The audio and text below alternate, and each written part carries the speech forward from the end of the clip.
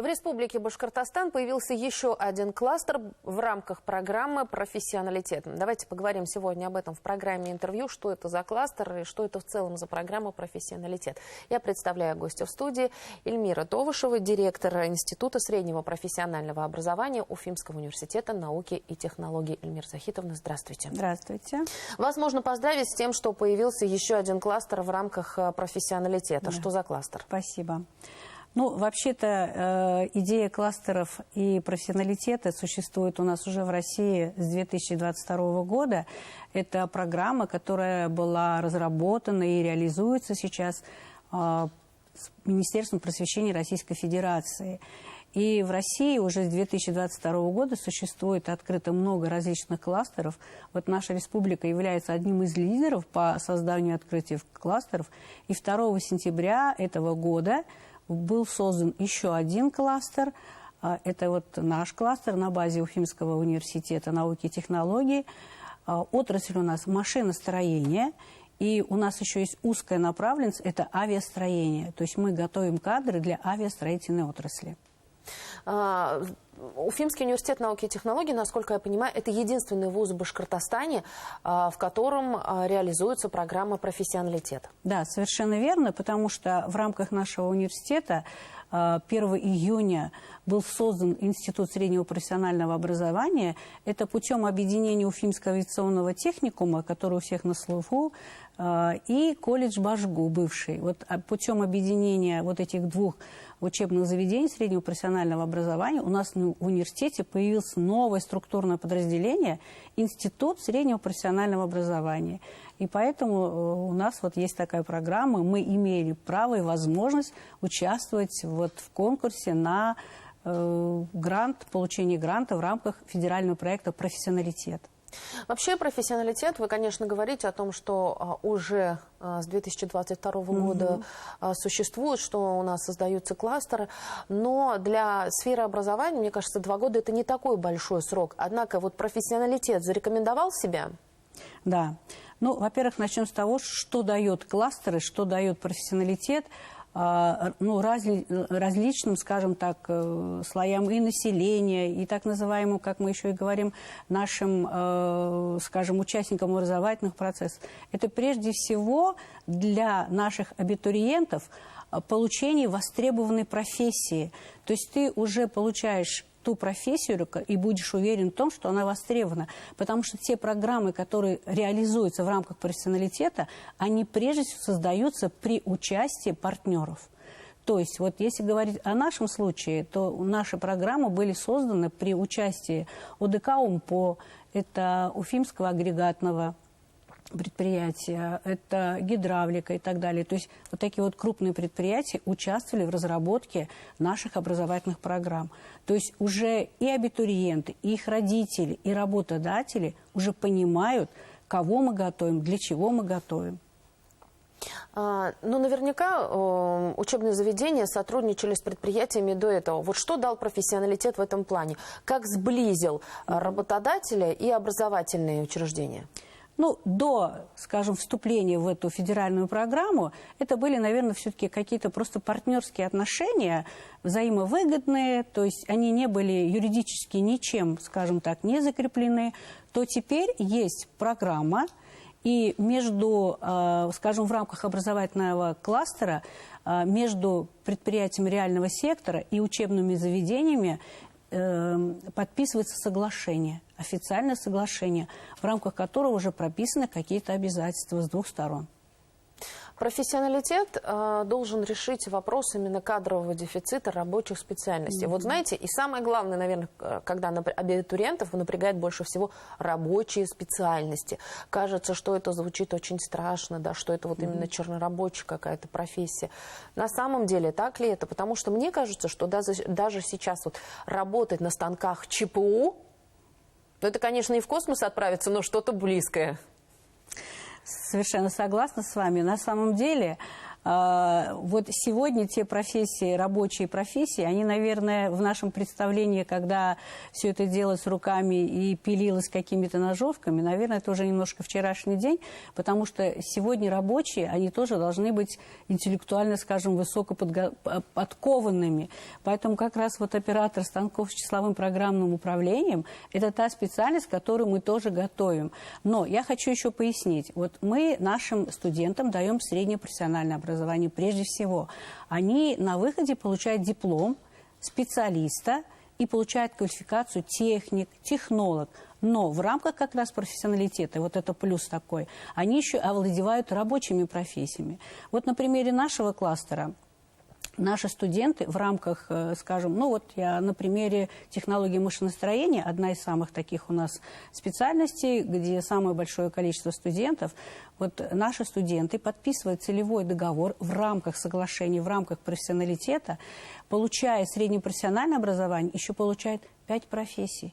5 рабочих профессий. То есть, понимаете, да, что на выходе это уникальный специалист. Он овладевает профессией токарь, фрезеровщик, слесарь, наладчик, контролер, и в том числе оператор станков с числовым программным управлением. То есть это уникальный, штучный такой товар. Мы вот так и говорим об этом. И ну, вы понимаете, да, что насколько он будет востребован на рынке труда. А какие зарплаты у специалистов, у ваших выпускников? Ну вот знаете, по последним данным, значит, ОДК УМПО, наши ребята остаются работать, те, кто закончил техникум, и в этом году вот они остались работать, у них зарплата от 80 тысяч. То есть для этого не нужно еще проходить какую-то стажировку, может быть, и оплачиваемую, но явно не в таких размерах. То есть выпускники, уже будучи студентами, понимают, куда они идут работать, и получают работу с достойной зарплатой. Совершенно верно. И вот как раз-таки в рамках соглашений с этого года наши студенты, еще и проходя практику, производственную практику на предприятиях, также будут получать зарплату. То есть они уже, получая профессию, получая какие-то навыки, компетенции, и они еще имеют возможность заработать. Тоже, наверное, неплохо на сегодняшний день для наших студентов.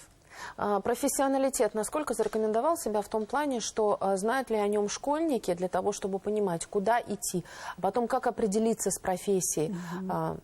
Вот, потому что это такой основной момент. Спасибо за вопрос, потому что я сегодня, когда готовилась к встрече, все-таки думала, что мне нужно будет воспользоваться и объявить, что 19 октября проходит единый день открытых дверей в рамках профессионалитета. Он будет проходить по всей России именно в один день. И это происходит ежегодно, ну, 2 раза в год. То есть обычно это весной и осенью. И именно целевая аудитория, которую приглашают во все учебные заведения среднего профессионального образования, это школьники 8, 9, 10, 11 классов.